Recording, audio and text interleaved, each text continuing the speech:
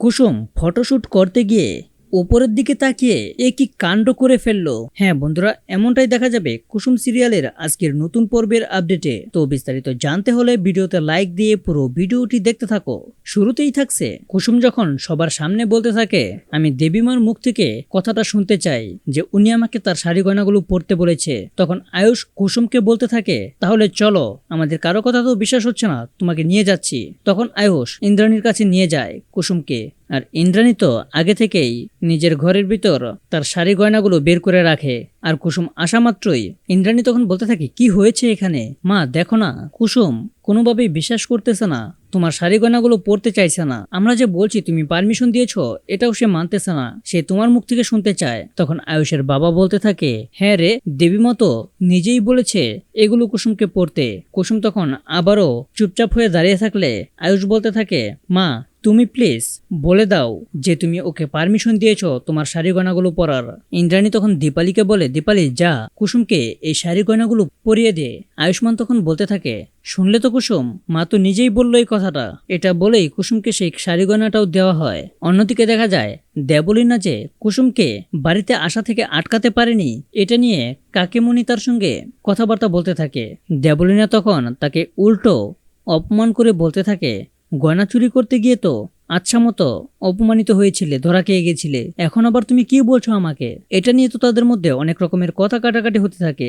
অন্যদিকে আমরা দেখতে পাই কুসুমকে শাড়ি পরানো হয়। কুসুম তখন নিজেকে আয়নার মধ্যে দেখে বলতে থাকে, দেবীমার শাড়িটা আমি পরেছি, আমার তো এটা কোনোভাবেই বিশ্বাস হচ্ছে না, আর এই শাড়িটা পরার যোগ্যতাই তো আমার নেই। দীপালি পিসি তখন কুসুমকে বলতে থাকে, অবশ্যই তোমার এই শাড়ি পরার যোগ্যতা আছে, না হলে তোকে তো এই শাড়িটা দেবীমা কখনোই পরতে দিত না।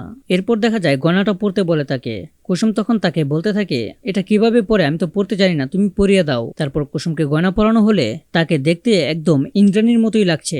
এবং কুসুম সিঁড়ি দিয়ে নিচে নেমে আসতেই ঈশান বলতে থাকে, ওই তো জাদুঘর নেমে এসেছে, বাহ কত সুন্দর, মায়ের ছোট ভার্সন, অনেক মানিয়েছে তাকে। কুসুম তখন মনে মনে বলতে থাকে, আমার তো এটা বিশ্বাসই হচ্ছে না। তারপর কাকিমণি এসে কুসুমকে অপমান করতে থাকে আর বলতে থাকে, এই শাড়ি গয়না একদম সামলে রাখবে, এটা যেন আবার চুরি করে না ফেলো। কুসুম তখন তাকে বলতে থাকে, না না, ছি, এগুলো কি বলছেন, এগুলো আমি কেনই বা করব।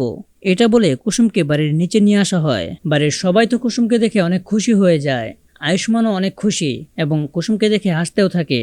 ঈশান তখন আবার বলতে থাকে, সবকিছুই তো ম্যানেজ হয়েছে, কিন্তু কুসুমের হাতে তো একটা চাবি লাগবে, বাড়ির গোছানো সমস্ত চাবি, সেই চাবিটা পাবে কোথায়? সেটার ব্যবস্থা করার চেষ্টা করছে ঈশান, কিন্তু কোনোভাবেই পারছে না। অবশেষে আয়ুষ্মানের বাবা বলতে থাকে, কেন, ইন্দ্রাণীর হাতেই তো ওই চাবিগুলো রয়েছে, এই বাড়ির সমস্ত চাবি তো তার হাতে, এই চাবিটা দিয়েই না হয় কাজটা চালানো হোক। তখন সবাই এই কথা শুনে অনেক অবাক হয়ে যায়। তারপরে দেখা যাচ্ছে ক্যামেরায় ফটোশুট হচ্ছে কুসুমের। আর আয়ুষ্মান তখন কুসুমকে বলতে থাকে, তোমার অ্যাটিটিউডটা ধরে রেখো এবং তোমার চোখে মুখে যেন অনেক কনফিডেন্স থাকে। তখন দেখা যায় ক্যামেরায় একটা ছবি ওঠা মাত্রই কুসুমের চোখটা বন্ধ হয়ে যায়। ঈশান তখন বলতে থাকে, জাদুঘর, তোমার মুখটা অনেকটা নিচু হয়ে গেছে, একটু উপরে তুলো তো। এরপর দেখা যায় কুসুম তার মুখটা এতটাই উপরে তুলে একদম আকাশের দিকে তাকিয়ে আছে। তখন দেবলীনা ও কাকি হাসতে থাকে, ইন্দ্রাণী এবং সবাই দেখতে থাকে। তখন ঈশান বলতে থাকে, এতটাও না জাদুঘর, আরেকটু নামাও। তখন কুসুম ভালোভাবেই দাঁড়ায় এবং ফটোশুট খুব সুন্দরভাবেই করে। এবং ওই ফটোশুট দেখে সেখানে থাকা সবাই খুশি হয়ে যায়, ফরেনাররা সহ অনেক খুশি হয়ে যায়। এবং ফরেনাররা বলতেও থাকে, আমরা তো আপনাদের কোম্পানির সঙ্গে ডিলটা করতেই চাই, আপনাদের এই ব্র্যান্ড অ্যাম্বাসেডর কুসুম আপনাদের এই কোম্পানিকে অনেক দূর এগিয়ে নিয়ে যাবে। তো বন্ধুরা, এই পর্বটি তোমাদের কার কেমন লেগেছে তা এখনই কমেন্টে লিখে যাও। আর এরকম নিত্য নতুন সিরিয়ালের আপডেট পেতে এখনই চ্যানেলটা সাবস্ক্রাইব করো।